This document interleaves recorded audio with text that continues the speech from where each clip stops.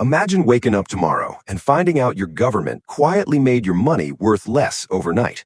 Not through a crisis, not through incompetence, on purpose. And the strange part?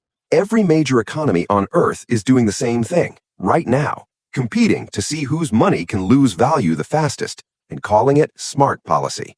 This is not a conspiracy. This is just how the game works, and once you see it, you cannot unsee it. Here is the uncomfortable truth about currencies. A strong currency sounds like a good thing. Your money buys more. Imports get cheaper. The national ego feels great. But to the people running an economy, a strong currency is quietly terrifying. Why? Because if your money is expensive, your products are expensive. And if your products are expensive, nobody buys them. Factories slow down. Workers get laid off. Growth stalls. So governments figured something out a long time ago. If you want to keep your economy moving, you do not just build better products. You make your products artificially cheaper for the rest of the world by making your currency weaker. You do not compete on quality, you compete on price, and the price is your own money. Here's how the math actually works. Say $1 buys 100 Japanese yen. A Japanese car costs 1 million yen.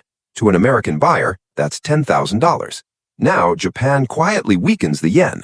Now $1 buys 150 yen. Same car, same factory, same quality. But now that American buyer pays only $6,600. Japan did not make the car better. Japan just made the yen cheaper. And suddenly every car, every TV, every piece of machinery Japan exports is on sale for the entire planet. That is the trick. And it's not just Japan. China has been accused of doing it for decades. The US has done it. The European Central Bank has done it.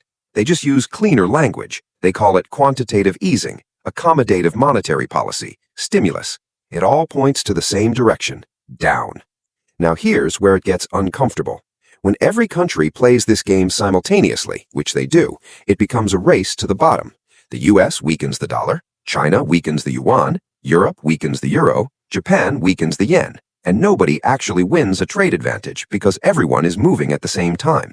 What does happen is that the real cost gets transferred somewhere else, to ordinary people. Your savings lose purchasing power. Your rent goes up. Groceries cost more. The salary you negotiated 2 years ago now buys you less than it did. You did not get a pay cut on paper, but in reality, you did. The factory owner gains. The exporter gains. The government inflates away its own debt in real terms, and the person holding cash quietly pays the bill. There's a line economists use that sounds almost laughably honest. Inflation is a tax nobody voted for, and currency devaluation is just inflation with a press release. Now, zoom out, because this is not just an abstract policy debate. The world is currently watching the US dollar being challenged as the global reserve currency. Countries like China, Russia, Brazil, and Saudi Arabia are actively building alternative payment systems, not because they're villains, but because they have watched the United States use dollar dominance as a geopolitical weapon, sanctions, asset freezes, exclusion from the global banking system. So other nations are asking a quiet but seismic question. Why do we hold our wealth in someone else's currency, a currency that country can print at will and devalue whenever it suits them? It's a fair question, and nobody has a clean answer yet. So here's where we land. Every country wants a weaker currency to sell more. Every country wants a stronger currency to feel powerful. And every government tells its citizens the currency is healthy, while quietly doing everything it can to make it softer.